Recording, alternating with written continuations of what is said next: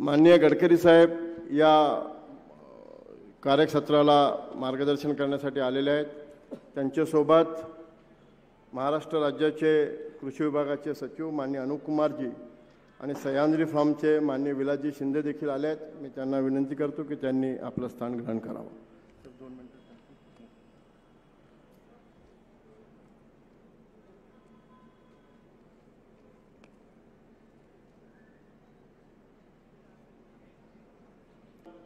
कोणत्याही farmer producer कंपनीने किंवा फार्मर प्रोड्युसर ऑर्गनायझेशनने कोणत्याही शेतकऱ्याच्या मुलाने उद्योजक बनायचं असेल तर ज्याचा आदर्श घेतला पाहिजे, ज्यांच्या पावलावर पाऊल टाकून आपला पुढचा प्रवास ठरवला पाहिजे, असे सगळ्यांचे प्रेरणास्त्रोत सह्याद्री फार्मचे माननीय श्री विलासजी शिंदे यांना विनंती करतो की त्यांनी त्यांचा हा प्रवास कसा केला तो आम्हा सगळ्यांना सांगावा। नमस्कार। आदरणीय नामदार नितीन गडकरी साहेब, त्याचबरोबर राज्याचे कृषी सचिव माननीय अनुप कुमारजी, आमदार विजयराज शिंदेजी, व्यासपीठावरील सर्व मान्यवर आणि उपस्थित सर्व शेतकरी उत्पादक कंपन्यांचे संचालक आणि शेतकरी बंधू आणि भगिनींनो, खरं तर शेतकरी उत्पादक कंपनी किंवा FPO हा शब्द महाराष्ट्रात किंवा देशामध्ये मागच्या 8-10 वर्षापासूनच आपण सर्व ऐकायला लागलो आणि बऱ्याचशा सरकारी योजना यायला लागल्यात, राज्याच्या केंद्राच्या, त्यामुळे त्या संदर्भात जागरूकता तयार व्हायला लागली आणि त्यातून भरपूर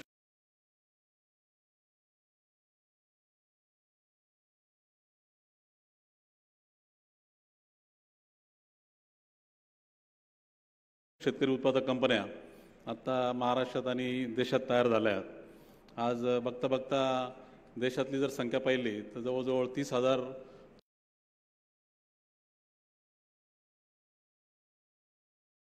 8,000 आहेत। आता खरं म्हटलं तर शेतकरी उत्पादक कंपनी हा काही नवीन विषय नाही। त्याला खरं म्हटलं तर सहकारी संस्था, ज्या पारंपरिक सहकारी संस्था ज्या सहकारी कायद्याच्या खाली रजिस्टर होत होत्या, त्याच्याबरोबर कंपनी ॲक्टमध्ये सुद्धा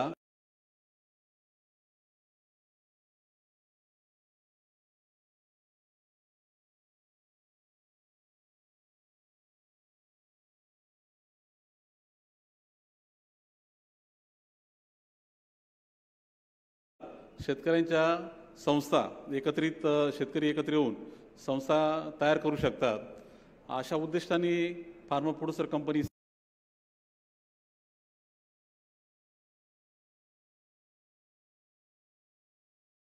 एकेच्या ताकदीवर करू शकतात, ही खरी मूळ संकल्पना आहे। त्यामुळं नाविन्य असं म्हणाल तर काय आहे, काय शेतकरी उत्पादक कंपनी सहकारी कायद्याच्या ऐवजी म्हणजे आपण पारंपरिक सहकारी संस्थेच्या ऐवजी शेतकरी उत्पादक कंपनी करतो, तर यातला महत्त्वाचा जो मुद्दा आहे की ज्या मुद्द्यावर आपल्या सर्वांनी लक्ष द्यायला हवं, ही शेतकरी उत्पादक कंपनी संकल्पना आली मुळात 2000ला जे एक cooperative reform committee doctor YK आलाग त्यांच्या अध्यक्षतेखाली झाली होती आणि सहकारातील सर्व मान्यवर त्या कमिटीमध्ये होते। त्यांच्या सर्वांच्या रिकमेंडेशनमधून की शेतकऱ्यांच्या संस्था ह्या कंपनी ॲक्टच्या खाली रजिस्टर व्हाव्यात, आणि त्याचं कारण आहे की सरकारचा हस्तक्षेप जो पारंपरिक सहकारी संस्थेमध्ये असतो तसा राहू नयेत। सरकारच्या हस्तक्षेपाशिवाय संस्था चालायला हव्यात, सरकारच्या मदतीशिवाय संस्था चालायला हव्यात, व्यावसायिकतेने संस्था चालायला हव्यात। म्हणून तशी संधी शेतकरी संस्थांना करून द्यायला कंपनी ॲक्टमध्ये या फार्मर प्रोड्युसर कंपन्या रजिस्टर करायच्या दृष्टीने कायदा पारित झाला आणि त्याच्या अंतर्गत आता शेतकरी उत्पादक कंपन्या देशात तयार होत आहेत। त्यामुळे मूळ मुद्दा पहिला हा समजून घ्यायला हवा की आपली सहकारी संस्था आपण आपल्या स्वतःच्या ताकदीवर कशी उभी करू, आपल्या स्वतःच्या हिमतीने कशी ती पुढे नेऊ, सरकार असो नसो आपण आपल्या ताकदीने पुढे जाऊ, हा खरा तर शेतकरी उत्पादक कंपनीचा मूळ सुरुवातीपासूनचा उद्देश असायला हवा। पण तसं न होता बऱ्याचदा ते दिसतं की आपण संस्था स्थापन झाली म्हणजे मग सरकारची योजना काय आहेत, त्याबरोबर सरकारकडून काय मदत मिळते याच्या भोवतीच बऱ्याचदा आपण फिरताना दिसतो आणि तीच महत्त्वाची चुकी असं मला वाटतं। आता बऱ्याचदा शेतकरी उत्पादक कंपनीचं यशस्वी उदाहरण जे दिले जातात त्याच्यामध्ये सह्याद्रीचं नाव पुढे येतात, सह्याद्रीचं नाव अग्रक्रमाने येतं. मला इथं आवर्जून सांगायचं आहे साहेब की आम्ही ठरवून पहिले 7 वर्ष कोणत्याही प्रकारच्या स्कीमसाठी अप्लाय केला नाही.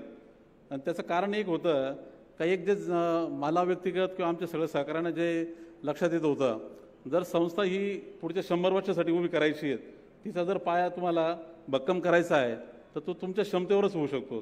तुम्हाला त्यासाठी पहिला तर तुमचा विचार हा पूर्णपणे व्यावसायिक हवा. संस्था कशासाठी? मला एकट्याला शेती परवडत नाही, माझी एकट्याची शेती तोट्यात जाते आणि त्याचे कारणं जे आहे ते मार्केटिंग एकटं मी करू शकत नाही, मी एकटा प्रक्रिया करू शकत नाही, मी एकटा इनपुट खरेदी करायला गेलो तर मला तेवढी माझ्याकडे निगोशिएशन पॉवर नाही. जे जे काही कारणं आहेत एकटा माणसं शेती तोट्यात जायची, तर त्याच्यावरचे उत्तर शोधण्यासाठी मी माझ्यासारखे जे काही दुःखी शेतकरी आहेत त्याच पिकातले तसे आम्ही एकत्र येतोय आणि आमची व्यवस्था, आमची ताकद तयार करतोय. मी एकटा गेलो तर एक बॅग खरेदी करायला जाईल तर मी ती रिटेलच्या भावात घेईल, पण तेच जर आम्ही 500 शेतकरी गेलो तर आम्ही ट्रकभर खत घेऊ, तर होलसेलच्या भावात घेऊ. म्हणजे सर्वांचा फायदा आहे. जेव्हा माल विकायला जाऊ तेव्हा सुद्धा एकटा जर बाजारात विकायला गेलो तर मी किलोमध्ये माल विकतो किंवा क्विंटलमध्ये विकतोय, त्यामुळे मला जो काही भाव मिळतो तो होलसेलच्या बाजारात त्याची म्हणजे माझ्याकडे निगोशिएशन पॉवर नाही. पण त्याच्याऐवजी जर आम्ही 500 लोक गेलो तर आमचा माल जो आहे तो 2000 टनाचा, तर साहजिक आमच्याकडे निगोशिएशन पॉवर झाली तेव्हा आम्हाला जास्त चांगली किंमत मिळू शकते. म्हणजे हा सर्व व्यावसायिक विचार आहे का माझी शेती एकट्याला परवडत नाही, म्हणून माझ्यासारखे व्यावसायिक जे माझे इतर जे काही त्याच पिकातले शेतकरी आहेत आम्ही एकत्र येऊन आमची व्यावसायिक यंत्रणा उभी करतोय. मग हा जर उद्देश आहे, मग त्या संस्थेभोवतीचे जेवढे प्रश्न आहेत का संस्थेला भांडवल सुरुवातीला लागतंय, ते भांडवल कोणी उभं करायचं, तर ते व्यावसायिक सगळ्या सभासदांमधूनच यायला हवं. भांडवल तयार करण्याच्या प्रक्रिया भरपूर आहेत. खरं म्हटलं तर बऱ्याचदा हा प्रश्न येतो का शेतकरी उत्पादक कंपनी म्हटली का नाही मग भांडवलच नाही आमच्याकडून कुठून करायचं. खरं म्हटलं तर भांडवलाचा सर्वात मोठा सोर्स हा शेतीच आहे, स्वतःची शेती. एका दाण्याचे 1000 दाणे होता म्हटलं तिथं सर्वात जास्त भांडवल निर्मिती होते. तर दुसऱ्यावर अवलंबून राहायची खरं तर मुळात गरज नाही. पण मानसिकता जी आहे खरा तो मुख्य अडथळा आहे का सरकारवरच अवलंबून राहण्याची मानसिकता, तिथे बऱ्याचदा शेतकरी उत्पादक कंपन्या अडखळतात. पण मला आवर्जून सुरुवातीलाच सांगायचं आहे की आपण संस्था उभी करताना ठरवून का संस्थेची जर खऱ्या अर्थाने तुम्हाला भक्कम पायाभरणी करायची आहे तर स्वतःच्या म्हणजे सभासदांचंच भांडवल कसं भक्कमपणे तयार होईल. आणि ते भांडवल तयार होताना असं नाही का ते कोणी प्रत्येकाने ते खिशातून लगेच रोख रक्कम काढून द्यायला हवं. आपल्या मालाची स्वतःची जी काही विक्री व्यवस्था उभी राहते त्या विक्री व्यवस्थेमध्येच तुम्ही 1%, 2% जरी दरवर्षी बाजूला काढायला सुरुवात केली, प्रत्येक तुमच्या जे काही किलो मागे 1 रुपया असेल, 2 रुपये असेल अशा स्वरूपात, तरी भांडवल निर्मिती भरपूर होऊ शकते. सह्याद्रीमध्ये आम्ही ठरवून ते केलं. सह्याद्रीमध्ये आता 55 कोटीचं भागभांडवल आहे आणि ते भागभांडवल जे तयार झालं तर ते आमच्या द्राक्षाचे जे काही आम्ही संस्थेच्या वतीने द्राक्षाचं विक्री करत राहिलो तर त्याच्यामध्ये प्रत्येक किलो मागे जो काही नफा, जो काही ट्रेड लेवलला नफा झाला 2 रुपये, 3 रुपये, 5 रुपये दरवर्षी, तर ते आम्ही सभासदांना रोख स्वरूपात लगेच द्यायच्याऐवजी त्यांना भागभांडवलामध्ये त्यांना आम्ही ते गुंतवायला लावलेत, त्याच्याबद्दल शेअर द्यायला सुरुवात केली. आणि अशा पद्धतीने दरवर्षी जे काही आमची उलाढाल होती त्याच्यावर 2%, 3%ची जी जास्तीचा नफा आहे तो भागभांडवलात कन्वर्ट व्हायला लागलात. आणि 5 वर्षामध्ये बघता बघता भांडवल तयार झालं. मग काही मुख्य सभासदांनी त्यांच्या शेतीतलं जास्त उत्पन्न ते पण भागभांडवलात कन्वर्ट केलं. अशा पद्धतीने भागभांडवल तयार होत गेलं. आणि सरकारची मदत नसतानाही सह्याद्रीची जे एक मोठ्या प्रमाणात युरोपच्या बाजारात तयार व्हायला लागलीत. कारण हा जो मूळ मुद्दा आहे की उद्योजक व्हा. गडकरी साहेब काय सर्वांना सांगतात की शेतीकडे बघताना दृष्टिकोन आता हा आंतरप्रिनरचा पाहिजेत, उद्योजकतेचा पाहिजेत. आपण आता फक्त खरं म्हटलं तर पारंपरिक शेतकरी न म्हणता स्वतःला आपण स्वतःला आता शेती उद्योजक म्हणून म्हणायला हवं. आणि आपला दृष्टिकोन हा पूर्णपणे व्यावसायिक व्हायला हवा. मग तो भांडवलाच्या उभारणीच्या संदर्भातला असेल का मार्केट मिळवण्याच्या बाबतीतला असेल किंवा मग एखादं काही इन्फ्रास्ट्रक्चर उभं करायचं, कोल्ड स्टोरेज, प्रिकुलिंग सारख्या सगळ्या गोष्टीत त्या दृष्टीने जर विचार केला तर मग काही मुद्दे जे येतात समोर काय व्यावसायिकतेने विचार करणं म्हणजे काय. खरं तर शेतकरी उत्पादक कंपनी म्हटले का बरेच काही गोष्टी एका वेळेस खूप गोष्टी करताना लोक दिसतात. मग ते कोणी कापसाचं ट्रेडिंग करण्यापासून, सोयाबीनचं ट्रेडिंग करण्यापासून, खताच्या औषधापासून, तर जे मिळेल ते काही अशा गोष्टी करायला जातात.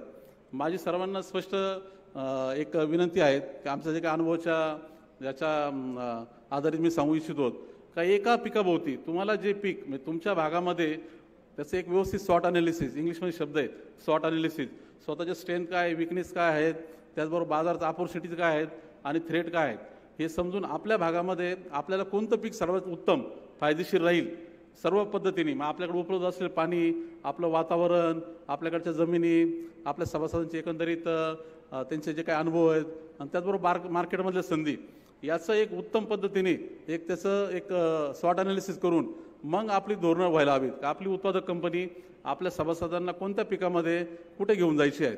पण एका पिकाभोवती किंवा जास्तीत जास्त 2 पिकाभोवती आपली यंत्रणेची रचना व्हायला हवीत. तुम्ही जर पाहिलं तर आता देशामध्ये सर्वात उत्तम सहकारी संस्था म्हणून जसं उदाहरण दिलं जातं ती अमूल संस्था. तुम्ही तिचे जर नीट जर समजून घेतलं तिच्या यशाचे कारणं काय आहेत. अमूलमध्ये सर्व दूध उत्पादक जे कोणी एकत्र आले आहेत ते दुधाच्या व्यतिरिक्त बाकी पण गोष्टी पिकवतात, पण ते दूध सोडून अमूल काही करत नव्हतं. आत्ता त्यांनी अमूलने इतरही पिकांच्या किंवा इतर गोष्टींचं मार्केटिंगमध्ये लक्ष द्यायला सुरुवात केलं. पण सुरुवातीच्या काळात त्यांनी फक्त दुधाची व्यवस्था ती भक्कम करायला, त्याच्यातले प्रश्न सोडवण्यावर, त्या दूध उत्पादनापासून दुधातले मग प्रक्रियेपासून मार्केटपर्यंतचे असे सगळे ब्रँडिंगपर्यंतचे त्याच्यावर म्हणजे एकाच उत्पादनाभोवती त्या संस्थेने काम केलं आणि ते जवळजवळ 50 ते 60 वर्ष. म्हणून त्या संस्थेची ताकद तेवढी होत गेली. आपण शेतकरी उत्पादक कंपन्या बऱ्याचदा बघतोय का एक वेळेस 10 गोष्टी सुरुवातीलाच आपली ताकद नाही आणि त्या ताकदीच्या आपण ताकद नसताना आपण एका वेळेस खूप गोष्टी करायला जातो आणि अडचणीत येतो. तसं न होता एका पिकाभोवती तुम्ही तुमचं स्वतःची दिशा व्हायला हवी. मी शेतकरी म्हणून मला कोणतं पीक माझ्या भागात परवडणार आहे त्याचा अभ्यास, मार्केटचं मध्ये डिमांड कशाला आहेत त्याचा अभ्यास आणि याच्या भोवती मग सगळ्या सभासदांची एक वाक्यता, अशा अर्थाने जर संस्थेची रचना झाली तर यशस्वी होण्याची तुमची संधी जास्त आहेत. आज खरं म्हटलं तर प्रत्येक शेतकऱ्याचा जो प्रश्न आहे की शेतीचं उत्पन्न जे निघतंय ते परवडत नाही आणि ते उत्पन्नाच्या बाबतीत मग प्रत्येकाचे जे काय आहेत का एकरी आज जर पाहिलं तर सरासरी बरेचसे जे काही आपली मुख्य पिकं आहेत त्याच्यामध्ये 10,000 रुपये प्रति फॅमिली प्रति महिना याच्यावरती उत्पन्न जाताना दिसत नाही. आता खरं याच्यामध्ये कोणत्याही शेतकऱ्याला रस नाहीत आणि त्यामुळे तरुण पिढी शेतीमध्ये पुढे येताना दिसत नाही. ही स्पष्टता हवी. आपलं नक्की टार्गेट काय. सह्याद्रीमध्ये आम्ही एक सूत्र ठरवलं, साहेब महिन्याला 50,000 रुपये माझ्या कुटुंबामध्ये प्रति महिन्याला यायला हवेत, म्हणजे वर्षाला 6 लाख रुपये घरामध्ये यायला हवेत आणि ते पण ज्या आहे त्या क्षेत्रामधून.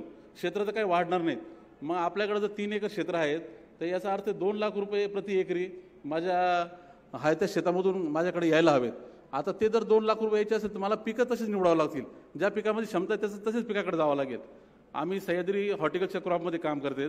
द्राक्ष, त्याचबरोबर डाळिंब, तर आंबा, केळी, टोमॅटो हे आमचे मुख्य पिकं आहे. हे पिकं ठरवून निवडलेले आहेत का आम्हाला एकरी 50,000 रुपये जर मिळवायचे असतील तर अशी पिकं का ज्याच्यामध्ये निव्वळ 2 लाख रुपये राहतील अशाच पिकाकडे जावं लागेल. अशी स्पष्टता जर प्रत्येक प्रोड्युसर कंपनीमध्ये असेल त्यानुसार मग तुम्ही फळपिकाकडे जाताय किंवा मग तुम्ही आता एनर्जी क्रॉप्स आता ज्याला आपण म्हणतो सर्व, मग ज्याच्यामध्ये बांबू असेल किंवा मग स्वीट सॉर्गम असेल किंवा मग उसाला सुद्धा त्या अर्थाने जाता एक एनर्जी क्रॉपची सुरुवात बघणं आहेत किंवा मग रेशीम शेती असेल, मेडिसिनल प्लांट्स असतील. भरपूर संधी आहे का ज्या संधी आपण अशा ठरवून घेतलेल्या नाहीत. पण जर असं फोकस असेल आणि मग आपली रचना जर त्या पिकाभोवती तुमची व्हायला लागली तर बदल दिसायला लागेल. सह्याद्रीच्या यशामध्ये ही मुख्य कारणं राहिले की सुरुवातीपासून स्पष्टता होती का 5 वर्षात आपल्याला कुठं पोचायचे, 10 वर्षात कुठं पोचायचे, 20 वर्षात कुठं पोचायचे आणि त्यानुसार पावलं म्हणजे त्याला आपण जे म्हणतो एक पायाभरणी करायला लागते ती तशी करायचा प्रयत्न झाला. आम्हाला कल्पना होती का 5 वर्ष आपल्याला खूप संघर्ष आहेत पण तो संघर्षातून जावाच लागेल. संघर्ष काही चुकणार नाही. बऱ्याच शेतकरी उत्पादक कंपनीच्या पातळीवर 1-2 वर्षात काही घडलं नाही तर बऱ्याचदा अशी निराशेची चिन्ह दिसतात. खरं तुम्ही जर पाहिलं कोणताही व्यवसाय घ्या, तुम्ही व्यक्तिगत व्यवसाय करताय किंवा आता सामूहिक व्यवसाय करताय, पण कमीत कमी 3 वर्षाचा काळ हा स्ट्रगल पिरियड प्रत्येकाला असतो. इंडस्ट्रीमध्ये 1000 दिवस हा एक कोड वर्ड आहे. 1000 दिवस जो व्यवसाय चालला त्याची पुढे चालण्याची क्षमता किंवा त्याची शक्यता जास्त असते. कारण ज्या अडचणी येतात कोणालाही असेल, मग तो एखादा म्हणजे आता आपण शेतकरी म्हणून घ्या किंवा कोणीतरी आता एखादा मोठा इंडस्ट्रील जरी असेल, टाटा किंवा अंबानीसारखा जरी असेल, तर नवीन व्यवसाय सुरुवात करायला जाईल तर त्याला पहिले 3 वर्ष ते 5 वर्ष स्ट्रगल राहणार असेल.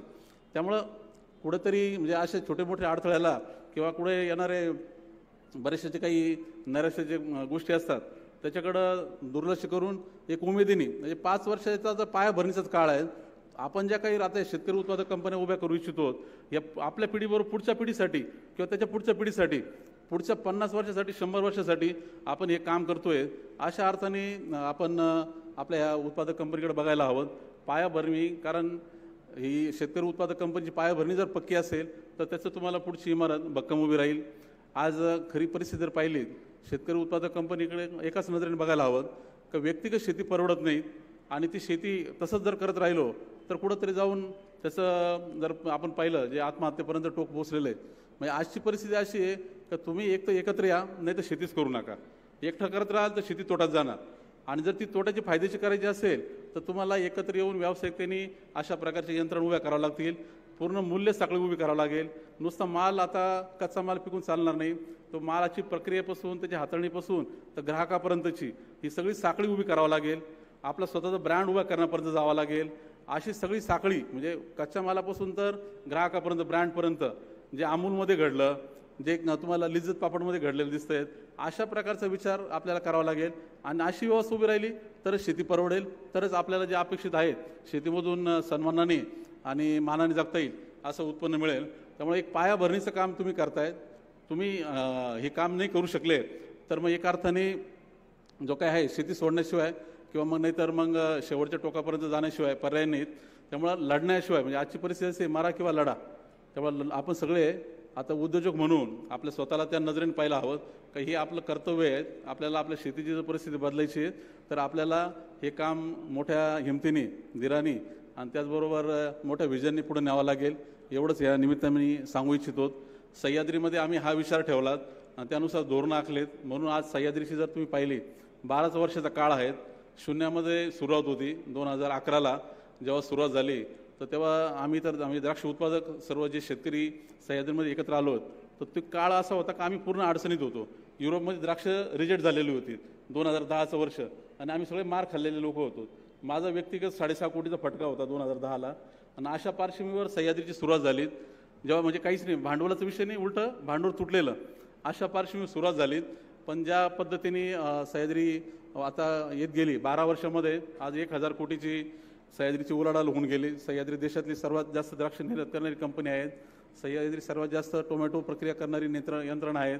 मागच्या वर्षभरामध्ये आम्ही जवळजवळ 3 लाख टन फळं भाजीपाला आमच्या संस्थेमार्फत हाताळलीत आणि सह्याद्रीचे आज 22,000 जे सभासद आहेत ज्याच्यामध्ये सर्व द्राक्ष उत्पादनापासून टोमॅटोपासून डाळिंब असेल आणि केळी आंबा आता काजू संत्र्यामध्ये सुद्धा आता सह्याद्रीची यंत्रणा नुकतीच चालू झालेली आहेत. जे सगळे 22,000 जे सभासद आहेत ते सगळ्यांच्या पातळीवर या 8 पिकामध्ये आमच्या दुधाच्या पद्धतीने मूल्य साखळी बांधणीचं काम चाललं आहे आणि त्याला बऱ्यापैकी यश येत आहेत. मला वाटतं आपल्या महाराष्ट्रामध्ये असाच विचार प्रत्येक म्हणजे महाराष्ट्र आज विदर्भात आपण आहोत किंवा मराठवाड्यात आहेत त्या भागातली जी पिकं आहेत त्याच्यामध्ये अशा सक्षम मूल्य साखळ्या उभ्या करणं ही जबाबदारी आपल्या शेतकरी उत्पादक कंपन्यांची आहेत. त्या दृष्टीने आपल्या या चळवळीकडे बघायला हवं. शेतकरी उत्पादक कंपनी म्हणजे फक्त सरकारच्या एखाद्या कोणीतरी खात्यातल्या कोणी अधिकाऱ्याचं त्याचा काहीतरी फक्त एखादी स्कीम आहे किंवा त्याचं पिल्लू आहे अशा नजरेने बघू नका. एवढ्या छोट्या नजरेने बघू नका. मोठी स्वप्न बघा, मोठं विजन बघा. एवढंच या निमित्ताने सांगतो आणि थांबतो. धन्यवाद.